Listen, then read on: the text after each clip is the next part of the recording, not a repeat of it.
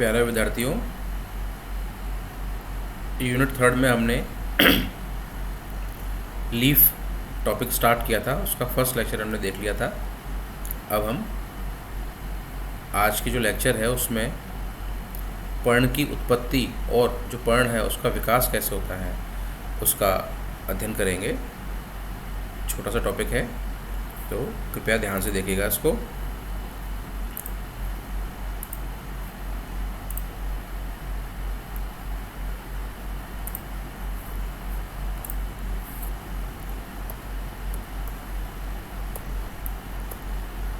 हाँ बच्चों,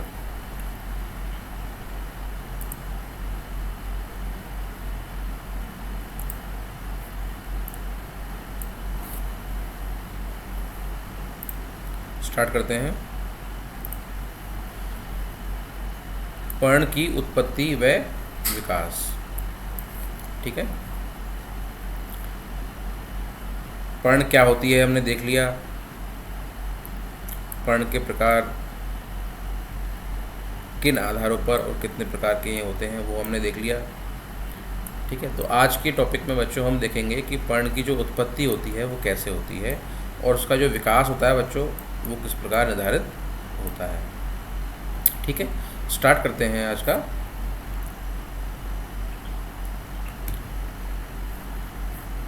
पर्ण की उत्पत्ति एवं विकास एक जटिल प्रक्रिया है। ठीक है, पर्ण की उत्पत्ति पर्व संधि की विभज्योतक कोशिकाओं द्वारा होती है। महत्वपूर्ण है ये। जो पर्ण है उसकी उत्पत्ति पर्व संधि पता होना चाहिए बच्चों आप क्या होती है। तो किसी भी तने पर दो पर्वों के मध्य जो स्थान होता है उसको पर्व संधि कहते हैं। उदाहरण के लिए जो गन्ना है उसमें जो गांठ होती है बच्चों वो पर्व संधि होती है। ठीक है, इसको ऐसे आप समझ सकते हैं। तो जो पर्व संधि की जो मेरिस्टेमेटिक सेल्स होती है बच्चों वही आगे सक्रिय होकर पर्ण का निर्माण दर्शाती है। चूँकि पहले ही बता चुके हैं हम कि बहुत जटिल प्रक्रिया है। इसमें आरएनए का रोल होता है, प्रोटीन्स का रोल होता है। ठीक है, बड़ी मैकेनिज्म होती है जटिल, लेकिन उसको हमें नहीं पढ़ना है। हमें सिर्फ अपना अकॉर्डिंग टू सिलेबस उसको देखना है। तो पर्ण की उत्पत्ति पर्व संधि की विभज्योतक कोशिकाएं द्वारा होती है। कई बार एग्जाम में आया हुआ है ये, इसको आप ध्यान रखिएगा। इस स्थिति में इसमें दो प्रकार के विभज्योतक या मेरिस्टेम पाए जाते हैं। ठीक है, हमने ये देख लिया पर्व संधि की जो विभज्योतक कोशिकाएं हैं उनके द्वारा निर्माण होगा। और वो विभज्योतक कोशिकाएं भी दो प्रकार की होती हैं बच्चों। एक तो होता है मार्जिनल विभज्योतक और एक होता है सब मार्जिनल विभज्योतक। अर्थात हम ये बोल सकते हैं कि पर्व संधि में उपस्थित मार्जिनल और सब मार्जिनल मेरिस्टेम के द्वारा जो लीफ है उसका ओरिजिन होता है। ठीक है, और इसी प्रकार ओरिजिन होने के पश्चात सेल डिवीज़न के द्वारा विभिन्न प्रकार के परिणति की विभाजनों के द्वारा जो पर्ण की संरचनाएं होती हैं उनका निर्माण आगे होता है। ठीक है, क्लियर है बच्चों? ओके, आगे बढ़ते हैं। अब हम पढ़ेंगे दोनों को अलग अलग करके। पहले पढ़ेंगे मार्जिनल विभज्योतक के बारे में कि वो क्या होता है, कैसे कार्य करता है। उसके बाद में पढ़ेंगे सब मार्जिनल विभज्योतक मेरिस्टेम। तो मार्जिनल जो मेरिस्टेम है बच्चों उसमें क्या होते हैं परिणतिक विभाजन।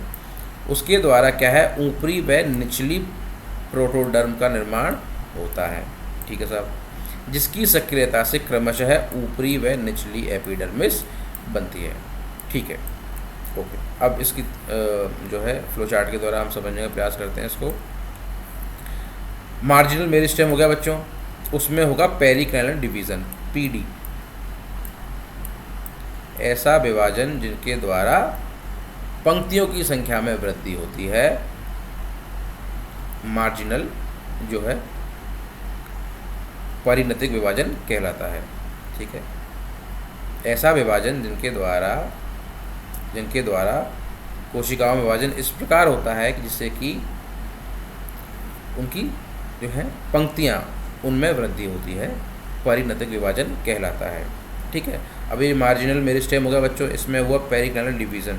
ठीक है, इस परिणति विभाजन के द्वारा बना अपर प्रोटोडर्म और लोअर प्रोटोडर्म, ठीक है, ये बन गया। उसके बाद यही जो अपर प्रोटोडर्म है वो निर्माण करेगा अपर एपिडर्मिस का, ऊपरी अधिचर्म का, और जो लोअर प्रोटोडर्म है बच्चों वो निर्माण करेगा किसका, सॉरी ये गलत लिख दिया है, ये आएगा लोअर,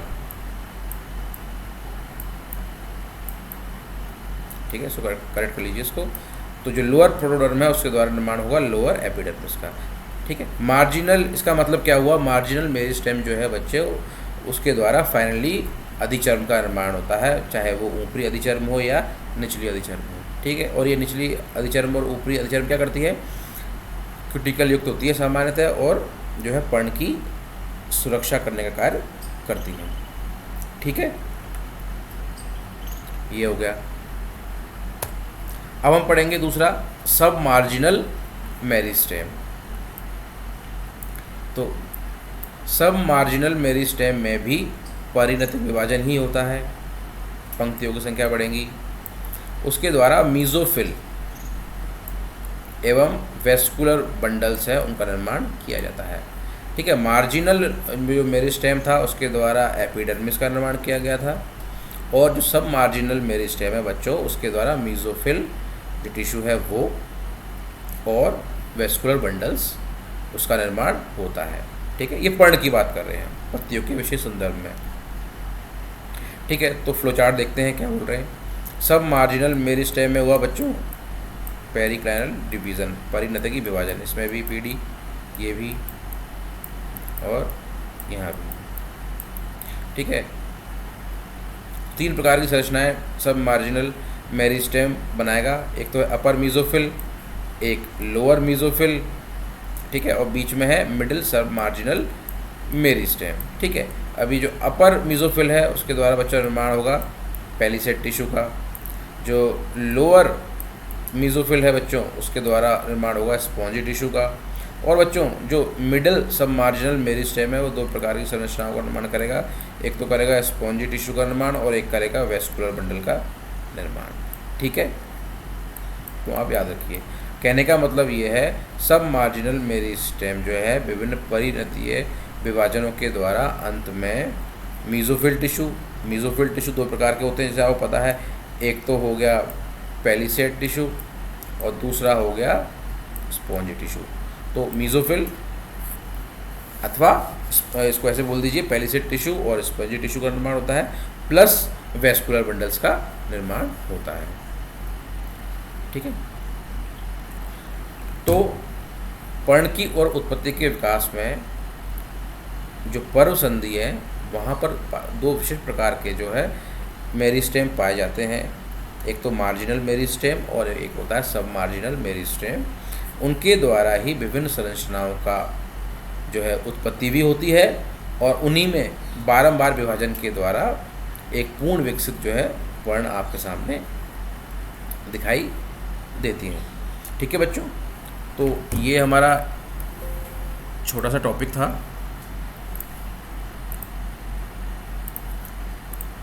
पर्ण की उत्पत्ति और पर्ण का विकास, ठीक है। और उससे पहले हम पिछले जो वीडियो है उसमें पर्ण की जो संरचना है और उसके कार्य है वो देख चुके थे, ठीक है। तो आज का जो लेक्चर है हम यहीं समाप्त करते हैं। नेक्स्ट लेक्चर में हम जो पर्ण है, द्विबीजपत्री पर्ण हो या एक बीजपत्री पर्ण हो बच्चों, उसकी जो एनाटॉमी है या जो उसकी आंतरिक संरचना है उसका विस्तार से अध्ययन करेंगे। एग्ज़ाम्स में मुख्य रूप से छोटे प्रश्नों में या बड़े प्रश्नों में हमेशा आपको द्विबीजपत्री अथवा एक बीजपत्री पादपों की जो संरचना है उसके बारे में प्रश्न पूछे जाते हैं। साथ ही साथ जो द्विबीजपत्री पर्ण है या फिर एक बीजपत्री पर्ण है उनमें क्या संरचनात्मक और जो एनाटॉमिकल जो डिफरेंसेस होते हैं उसके बारे में भी आपसे प्रश्न लगातार पूछे जाते हैं, तो बहुत महत्वपूर्ण है। तो आगे का जो अध्ययन है बच्चों, जो पर्ण की आंतरिक संरचना है उसका जो विस्तार से अध्ययन है वो हम इसके बाद के टॉपिक में करेंगे, ठीक है बच्चों। वीडियो देखने के लिए शुक्रिया, थैंक यू।